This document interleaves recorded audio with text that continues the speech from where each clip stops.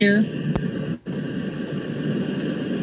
This is your host, Joe Imbriano, coming to you live from the streets of Orange County, California. Today is Wednesday, July 8th, 2021. Let's give it just a moment here. We are on the eve of the Polygon drill. That's right, folks. This is Joe Imbriano, your host. I just want to make sure. He said we are on the eve of cyber Polygon drill, which is what he named his video. In the comments section, remember Joe Imbriano said it's May 8th on the eve of cyber Polygon.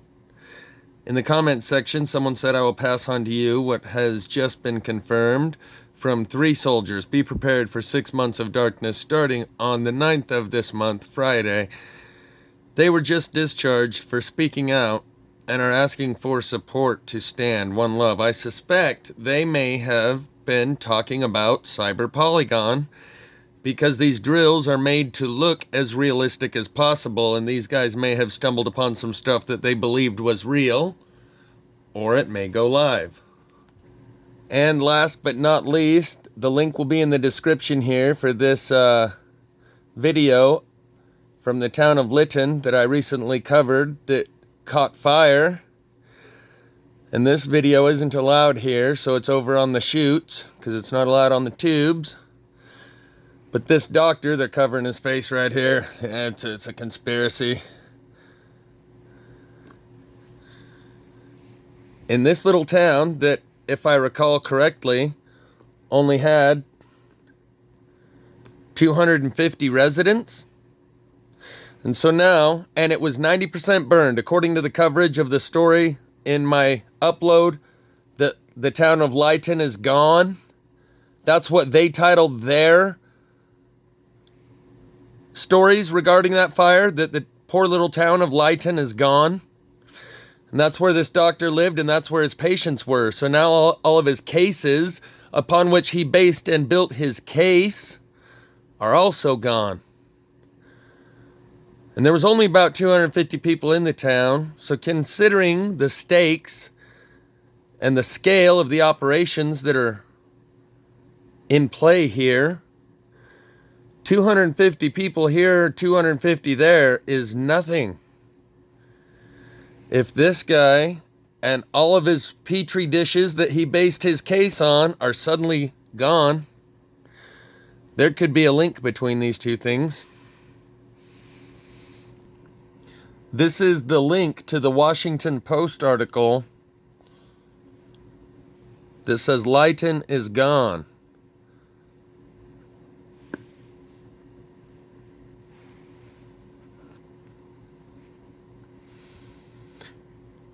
Where you can see they keep going past the same screen over and over, showing you that the house is on fire and the trees are standing, and there are no trees around it with flames on them.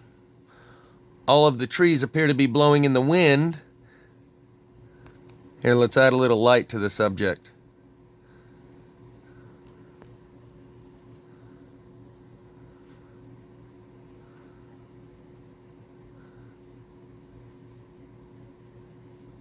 At any point here, you can pause it and notice the house in the middle is on fire, and this trailer right next to the house out on the street is engulfed, that trailer right there.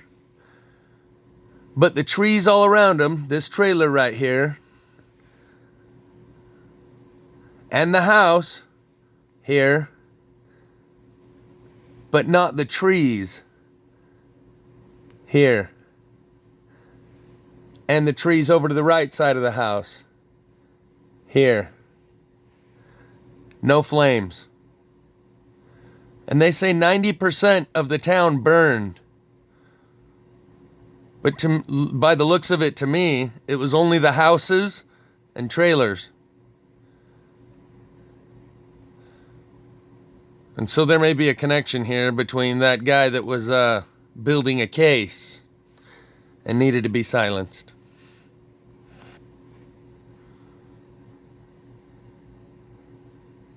Trees not burning, house and trailer burning.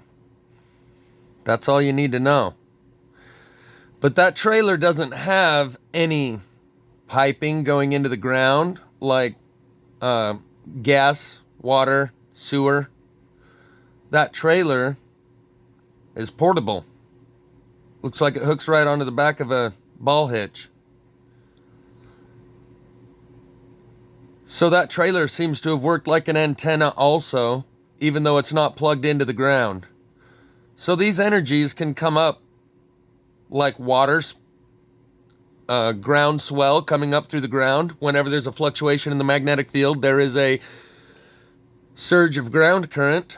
But that fluctuation in the magnetic field and that surge of ground current can be controlled and directed. Or it can be naturally happening all the time as a result of the magnetic pole shift that we're going through. Or once you start playing with those kind of weapons, it's like you open up a hole in the magnetic field and you can't close it, and it's always just seeping, pouring plasma through. But I like to just continue talking and let this play on a loop because I know repetition is the key to hypnosis.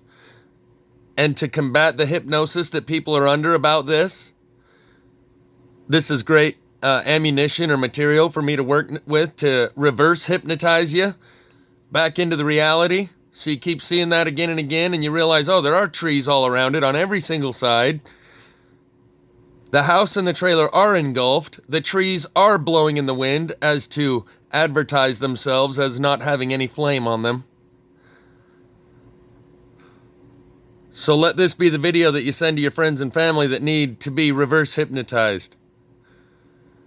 Say, just turn the volume down. Pay no attention to the idiot behind the camera. Just turn the volume down and watch. And let it sink in over and over and over. But it can't all be weaponized because it's the same energy that leads to me having thumbnail cover photos on my videos like this, where I'm touching the outside that's totally not hot and the inside is glowing red hot. So I'm about to go over the explanations that are given by Skywatch Media and James Grundvig. And the music video by Ed Sheeran, I See Fire, is pretty self-explanatory, kind of goes with the genre. This is Earth's magnetic field suddenly vibrates, causing an unexpected surge of ground current by Skywatch Media.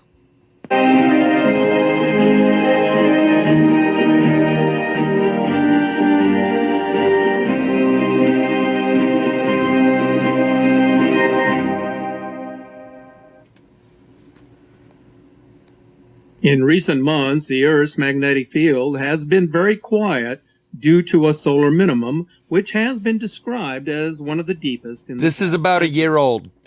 Geomagnetic storms have become something of a rarity these days, as solar activity has become almost non-existent. Then something occurred on June the 23rd that had solar scientists scratching their heads, as instruments in the UK suddenly registered a magnetic anomaly. The local magnetic field began to oscillate with a continuous wave that rippled around the globe, lasting for more than 30 minutes.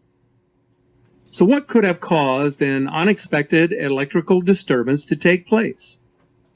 There was no solar or geomagnetic storm to cause the disturbance.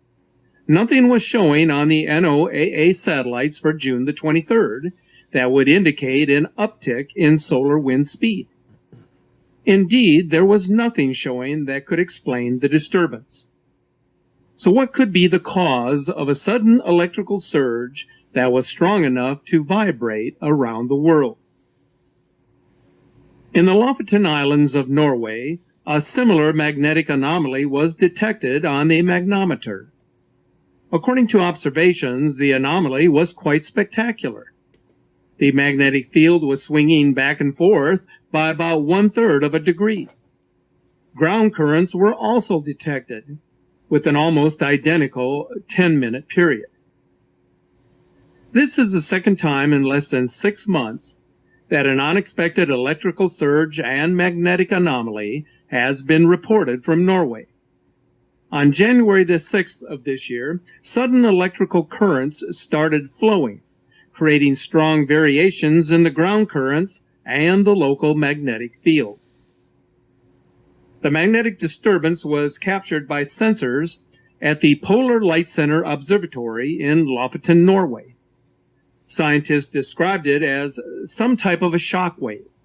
It came as a total surprise. 15 minutes prior to the electrical surge on January the 7th, a NASA spacecraft recorded anomalies in the interplanetary magnetic fields situated near Earth, accompanied by an increase in solar wind density 5 times greater than usual. Scientists call the phenomenon strange, suspecting that the Earth... So they pluck the magnetic flux lines like a harp, which makes solar wind speed get up to 5 times its normal and allows that solar plasma to pour in. And it creates things that they call skyquakes when they stretch the magnetic field apart and then let it snap back together. Skyquakes. And those fluctuations in the magnetic field create a corresponding surge in ground current. You can watch the rest of the video. It will be linked in the description. Some of the systems they use to do this are called Solar Magnetic Amplification Causative Configurator, or SMAC, S-M-A-C-C, Hammer, High Altitude Meteorological Manipulation Effects Research, and of course the infamous HARP. High Altitude Active Auroral Research Program, but it always has to be a research program to get government funding, because we have international agreements like the Geneva Convention against weather weapon and weather modification. So it can only be done under the guise of research. That's why Hammer has the word research in it, and HARP has the word research in it, because those things are against international law. And during the next Nuremberg trials, I was just doing my job. I was just following orders. We've already established the harm principle. That won't stand.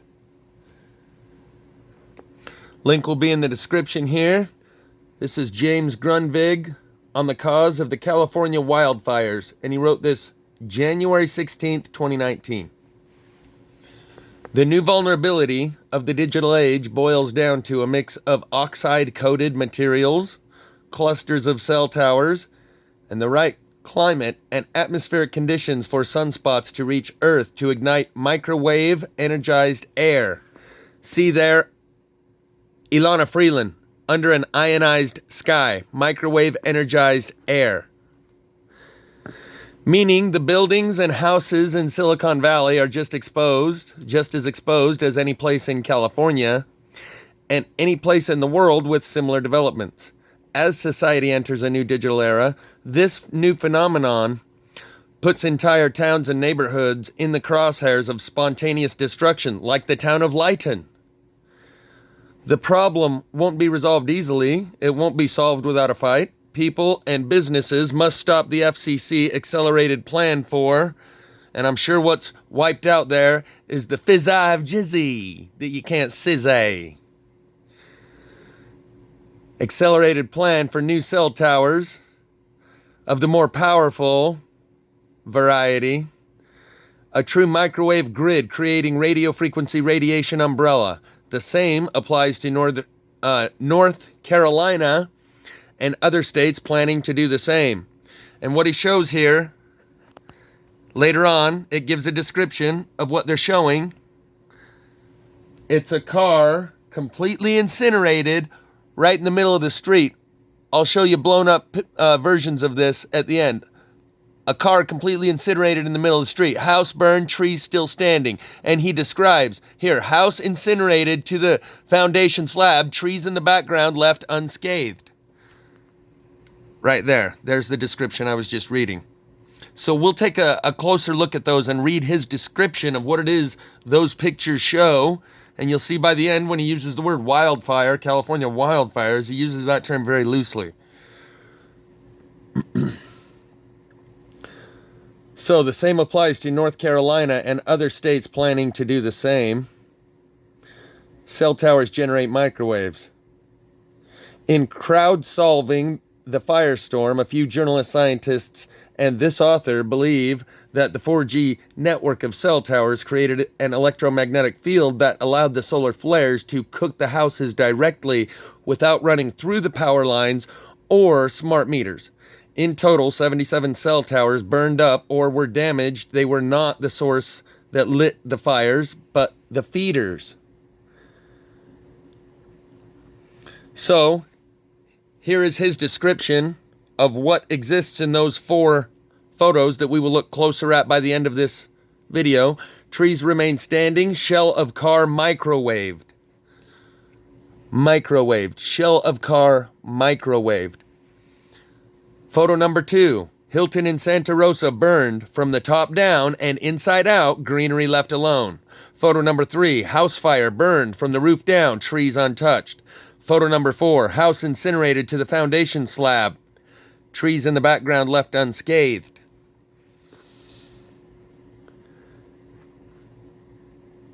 Okay, I think we already read this, but we'll read it again. It deserves a second read. In crowdsourcing the firestorm, a few journalists, scientists, and this author believe that it was the 4G network of cell towers created an electromagnetic field that allowed the solar flares to something, like it's redacted here. This is like top secret stuff here, without running through the power lines. We already read that in the previous one. We can get what that was. To cook the houses directly. That's what's blanked out here. Cook the houses directly is redacted down here. So we already know what it says. Electromagnetic field that allowed the solar flares to cook the houses directly without running through the power lines or smart meters. In total, 77.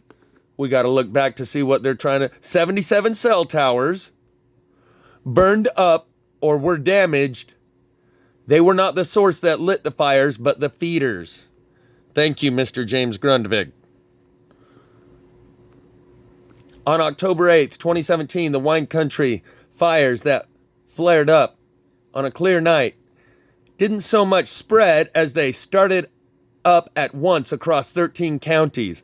The blazes leapt from house to house in many subdivisions, burning from the rooftops down and from the inside out, leaving the adjacent greenery unscathed.